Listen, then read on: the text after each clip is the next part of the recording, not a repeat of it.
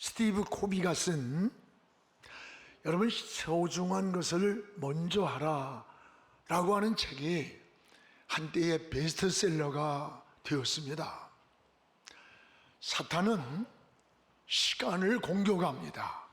별로 소중하지 않은 일에 시간을 빼앗아가기도 하고 또 적절히 거절하지 못함으로 지나치게 분주하게 만들어서 본질을 놓치게 만듭니다. 사탄으로부터 공격당하는 이 시간을 우리는 방어해야 합니다. 사탄은 쓸모없는 일로 시간을 낭비하게 만듭니다. 불필요한 모임 또는 직접 하지 않아도 되는 일, 중요하지도 않은 일, 요즘 인터넷 서핑 또 현실 도피성 일거리로 인해서 여러분 시간을 낭비해요. 너무 시간 낭비가 너무 많은 걸 보게 돼요. 이건 마귀에게 속는 일임을 여러분 기억하시기 바랍니다.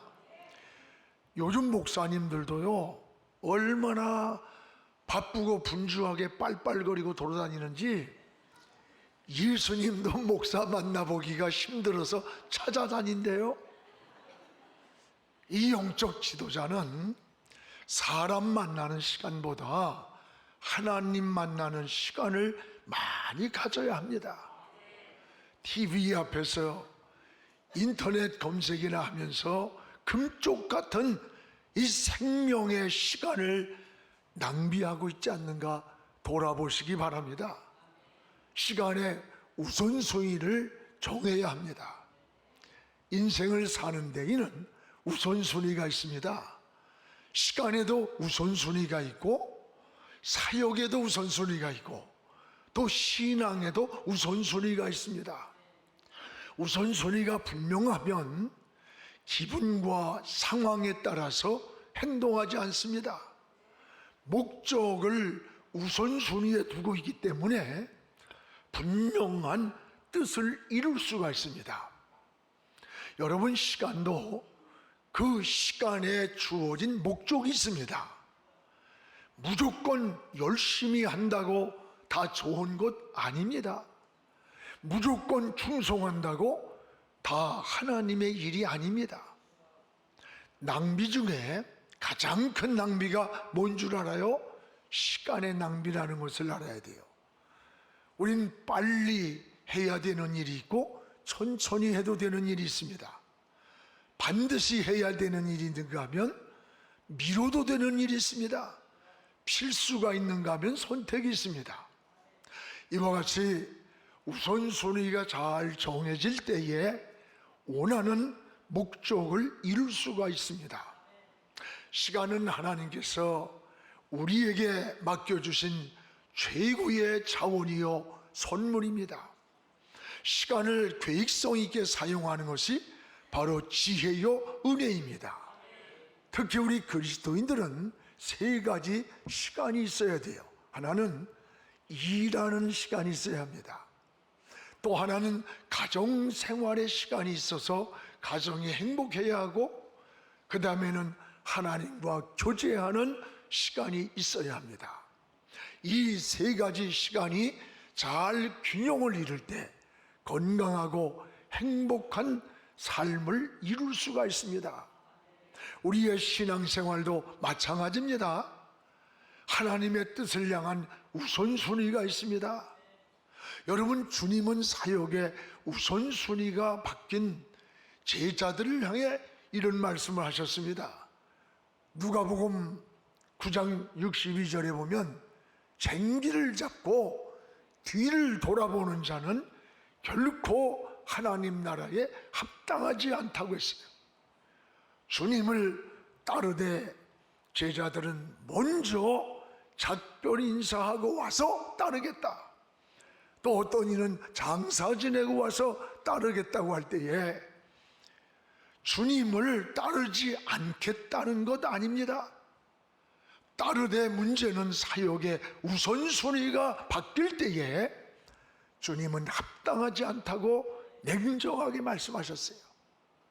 그러면 우리 주님의 사역은, 그 사역의 우선순위는 어디에 두었으며 또 무엇이었는가?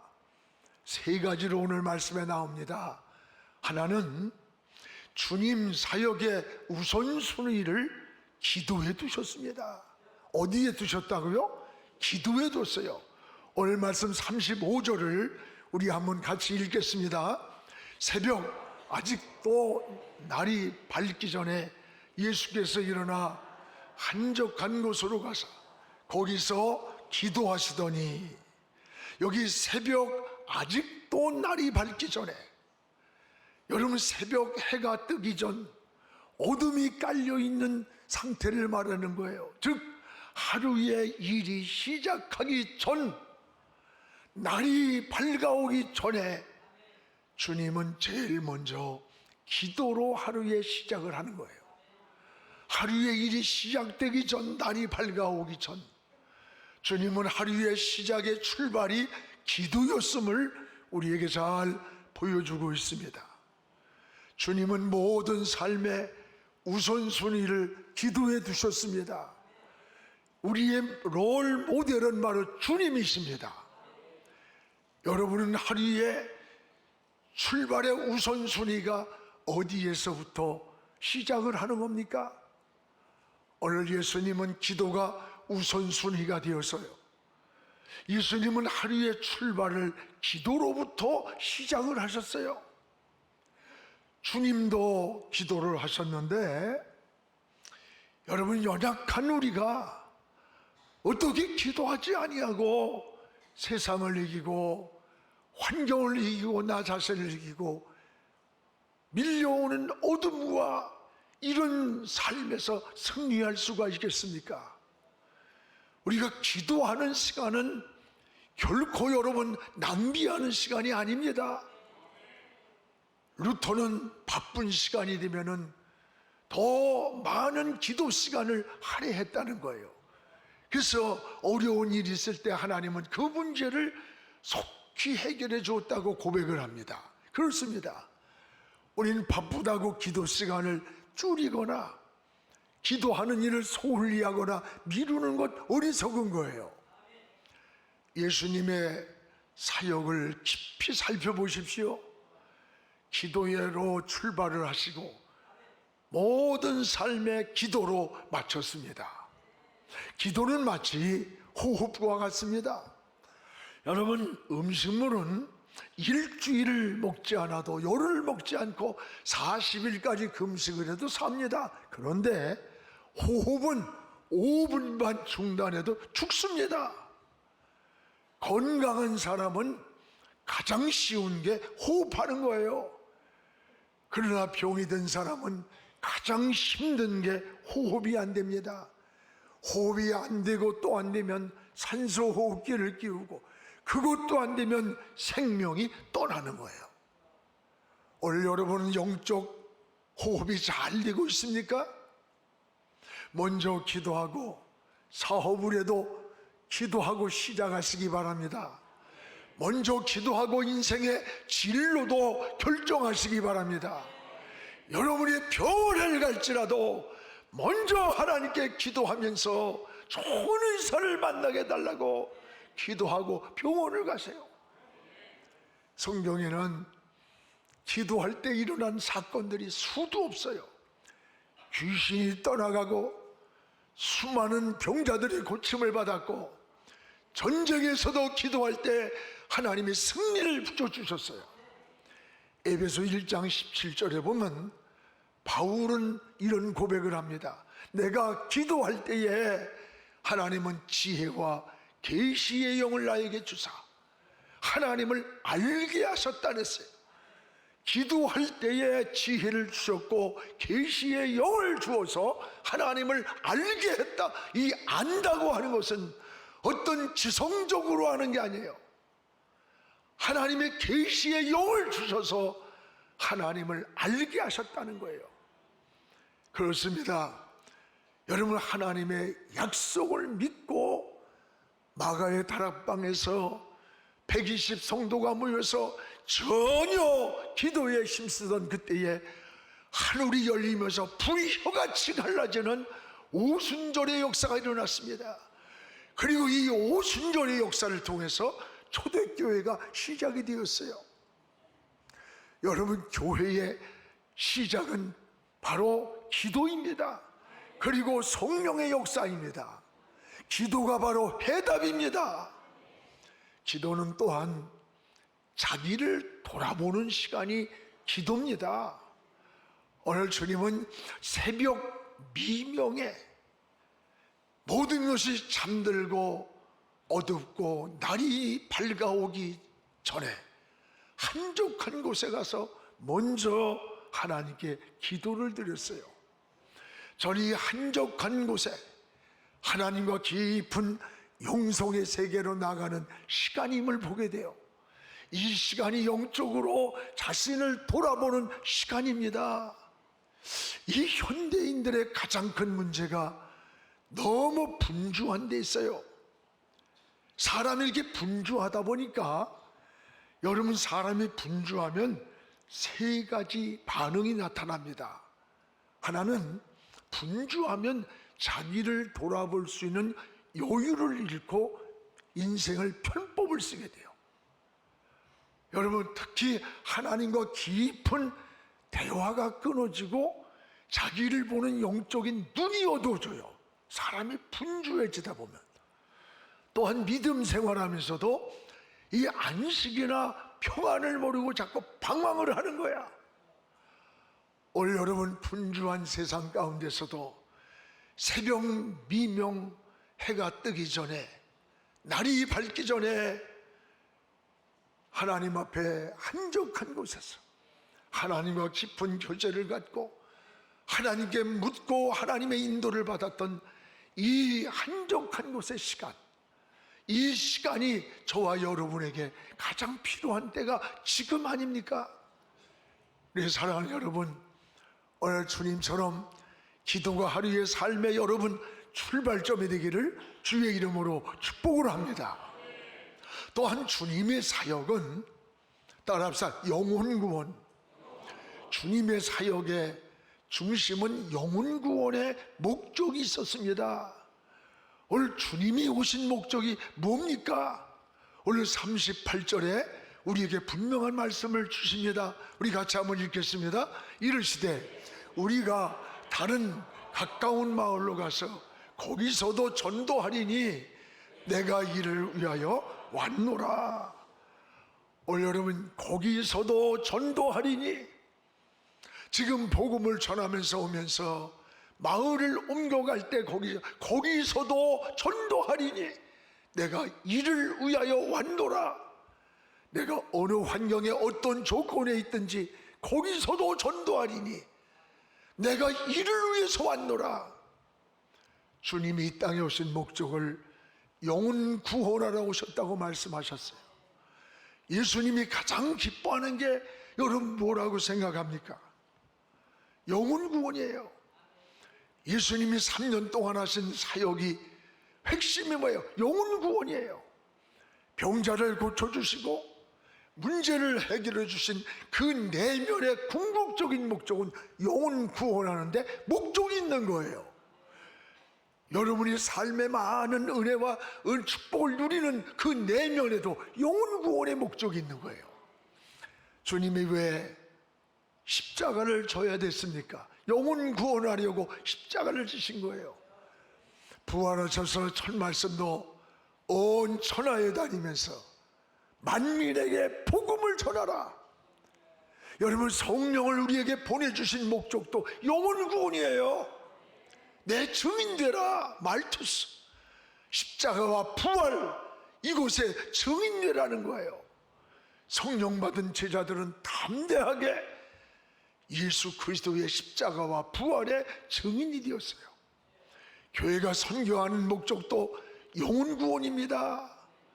우리 교회가 모든 여러분 목장 헌금, 또 여러분 하는 교회, 카페, 이 모든 게 다 어디가 선교 헌금으로 나가요.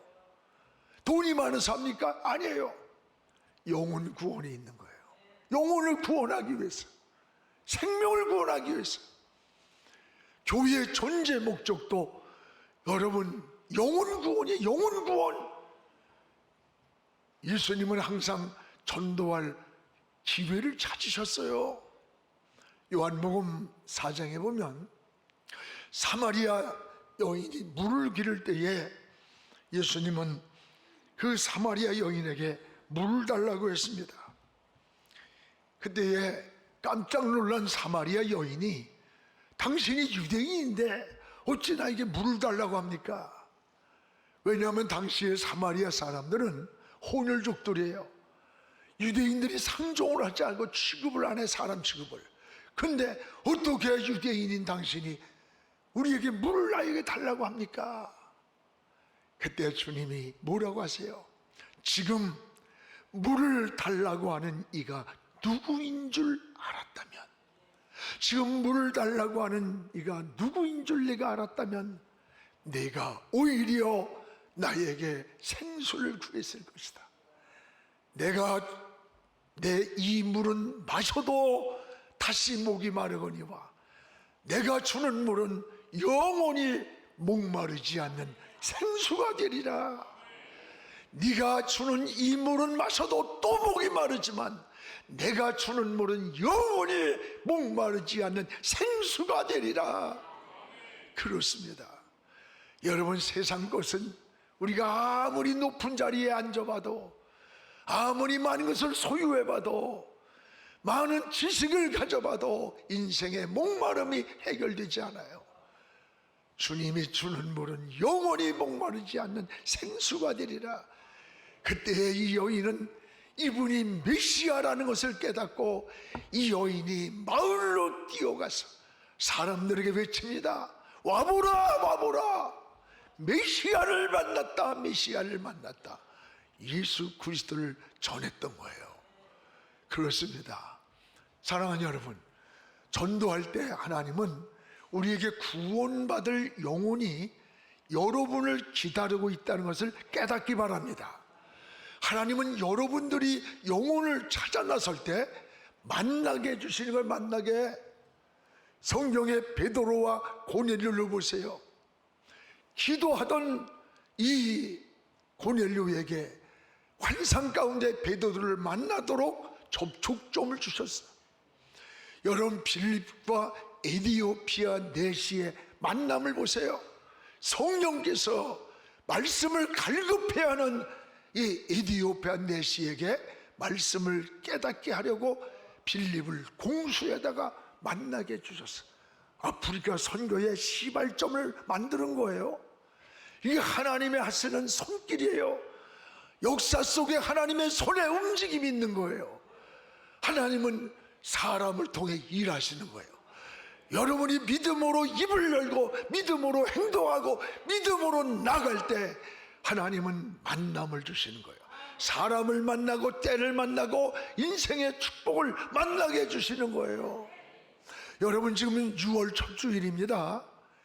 이제 후반기를 준비하면서 한 영혼 구원을 위해서 여러분의 주변을 돌아보시기 바랍니다. 여러분의 가정 안에 이웃들, 친구들, 자주 만나는 영혼들을 찾으시기 바랍니다. 장로 한 사람을 세우는데, 우리가 89명의 장로님이 계시는데 이제 한 100명 세우려고 그래 지금. 장로, 목사님 나 장로, 그래 난 1000명이라도 세우고 싶어. 그러나 자격이 돼야지. 석가래감도 안 되는데 기둥이라고 세워놓으면요, 그 석가래가 부러지는 날 다 죽어. 장로 한 분을 세우는데 세례교인이 25명이 있어야 한 사람을 세우는 거야. 이게 뭐예요? 25명을 전도해와야 장로 세울 수 있는 자격이 생기는 거예요. 여러분, 예수 믿으면서 여러분을 통해서 예수 믿은 사람이 지금 몇 명이나 있습니까? 여러분과 나에게 예수 믿은 사람이 몇 명이나 생각이 납니까? 지금부터 6개월 동안 한 영혼씩 전도하는 기회가 되시길 바랍니다. 내가 10년, 20년, 30년 여러분 예수 믿었으면서도 나로 인해서 구원받은 영혼이 몇 명이나 되는지 생각이 납니까? 주님 앞에 설 때 그 영혼들과 함께 설 수 있는 영혼이 몇 명이나 되는 겁니까? 전 감사한 게 우리 교회를 통해서 세례받은 게 8,600명이에요. 우리 탈북자들도 860명이나 우리 교회에서 여러분 세례받았어요. 너무나 감사해. 여러분, 주님을 말씀합니다. 눈을 들어봐라. 추수할 영혼들이 너무 많다. 우리 주변에 수없이 많습니다. 여러분, 전도의 기회를 놓치지 않기를 축복합니다. 더도 말고 이제 남은 후반기 동안에 한 영혼씩만 누구든지 이름을 적고 물질을 희생하고 시간을 희생하고 마음을 희생해서 한 생명을 주께로 인도하는 그런 우리 후반기가 되기를 주의 이름으로 축복을 합니다. 또한 우리 주님은 이 복음과 함께 인생의 문제를 해결해 주셨어요. 놀라운 은혜입니다. 오늘 39절 본문을 다 같이 읽겠습니다. 이제 온 갈릴리에 다니시며 그들의 여러 회당에서 전도하시고 또 귀신들을 내어 쫓으시더라. 여기에 온 갈릴리에 다니시면서 귀신들을 내쫓았다 그랬어요. 귀신들을 내쫓았다. 오늘 여러분, 갈릴리에 다니면서 사람들이 안고 있는 인생의 문제들을 해결해 주시면서 영혼을 구원했습니다. 우리 주님은 복음만 전해주고 예수만 믿고 인생은 갈 대로 가고 신앙 따로 우리 인생의 문제 따로가 아니에요. 예수님을 영접하니까 인생의 문제까지 풀어줬던 거야. 주님은 병자를 고쳐주시고 슬픈 자의 눈물을 닦아주시고 귀신 들린 자에서 귀신을 쫓아내고 자유함을 주셨던 거예요. 요한일서 3장 8절에 하나님의 아들이 이 땅에 오신 것은 마귀의 일을 멸하려고 오셨다 그랬어요. 마귀가 하는 일이 뭡니까? 우리 인생의 문제를 일으키는 원흉이 원수 마귀예요. 그래서 성경에는 마귀, 귀신, 사탄, 악한 영들 다 같은 거예요. 속성이 우리의 대적이라고 했어요. 그렇습니다, 여러분. 그리고 우리의 싸움은 혈과 육이 아니라 저 하늘에 있는 악의 영들이라 했어요. 이 악한 영들은 파괴자야, 이간자예요. 여러분, 유혹하는 자, 여러분의 가정에 들어와서 가정의 행복을 파괴합니다. 우리 마음에 들어서 기쁨을 파괴합니다. 우리의 삶을 자꾸 유혹해서 인생을 흔들고 죄악 가운데로 이끌고 가는 거예요. 속지 않기 바랍니다. 이런 원수마귀를 우리 주님은 쫓아냈다는 거예요. 주님은 영혼만 구원하는 게 아니에요. 복음과 함께 우리 인생의 문제를 해결해 주러 오셨어요. 여러분, 인생을 살아가는 동안에 문제 없는 사람이 어디 있어요? 영적인 문제만이 있습니까? 아니에요. 가정의 문제, 자녀 문제, 사업의 문제, 건강의 문제, 직장의 문제, 여러분 나라도 마찬가지예요. 사회 문제, 정치 문제, 교육 문제 굉장히 많아요. 유엔에 가입된 나라가 193개국이래요. 전 세계에 모인 유엔 대표들이 매일같이 머리를 맞대고 고민하는 게 뭔 줄 알아? 어떻게 하면 인류에게 평화를 줄까? 이걸 토론하면서 고민하지만 아직도 지구촌에는 평화가 이루어지질 않아. 끊임없는 전쟁이 멈추지 않아. 완전한 해답이 없습니다. 왜 그렇습니까? 예수 그리스도만이 인생 문제의 해답이기 때문입니다. 할렐루야! 예수 그리스도가 인생의 문제의 해답이야. 그분이 계셔야 평화가 오는 거예요. 그분이 계셔야 문제가 해결되는 거예요. 모든 인류의 여러분 생사화복의 열쇠를 주님이 쥐고 계시는 거예요. 여러분, 예수 그리스도 안으로 돌아오시기 바랍니다. 예수 그리스도 안에서 해답을 찾아야 합니다. 예수님만이 길입니다. 평안입니다. 주님만이 안식이고 인생의 해답이 되는 거예요. 할렐루야. 그러므로 인생의 근본적인 해답을 다른 곳에서는 찾을 수가 없어. 사람들은 인생의 길을 찾으려고 무당점쟁이 운명 철학원을 찾아가서 인생의 길을 묻고 해답을 묻습니다. 그러나 거기에서는 길도 없고 답도 없고 방법도 없습니다. 진정한 평안도 없습니다. 그러면 사람들은 어떻게 하느냐? 인생을 체념하는 거예요. 인생을 운명에다가 맡기는 거예요. 그리스도인들은 운명이란 말을 하지 않습니다. 운명이라는 말을 하지 않아요. 왜? 주님이 해답이 되기 때문입니다. 예수 그리스도를 통해서 지옥 갈 운명도 천국으로 바뀝니다.